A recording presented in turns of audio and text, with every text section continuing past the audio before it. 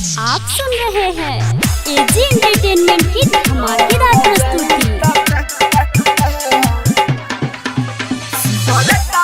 DJ Mukesh mix by AG recording studio. सिगरेटवा पियतानी फेफड़ा जर जाई त कहा सिगरेटवा पियतानी फेफड़ा जर जाई त कहा कम नहीं खे गम हमारा हम मर जाई त कहा सिगरेटवा पियतानी फेफड़ा जर जाई त कहा सिगरेटवा पियतानी फेफड़ा जर जाई त कहा।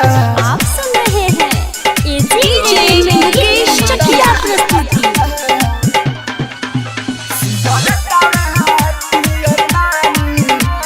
Mix by AG recording studio.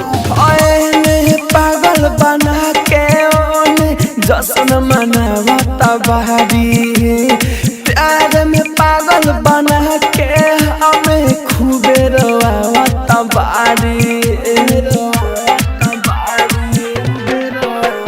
ओए पागल बना के ओने खूबे रोवावता बारी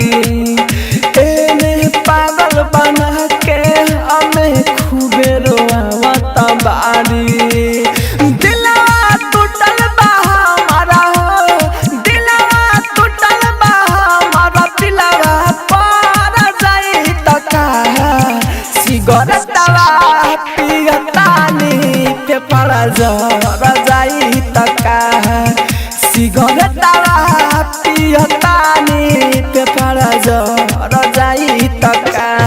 आप सुन रहे हैं एजी मुकेश चकिया प्रस्तुति।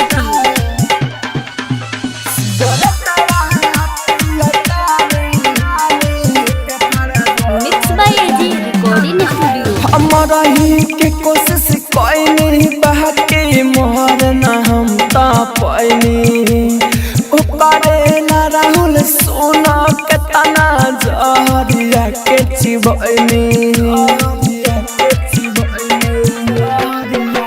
हमारा ही के कोशिश कोई बाकी मोहर न हम ता पैनी ऊपरे न राहुल सोना के तना जहरिया के चिबैनी मिठो मिसाइल सुबोध हो मिठो मिसाइल सुबोध हालत बिगड़ जाई त कहा सिगरेटवा पियतानी फेफड़ा जर जाई त कहा सिगरेटवा पियतानी फेफड़ा जर जाई त कहा।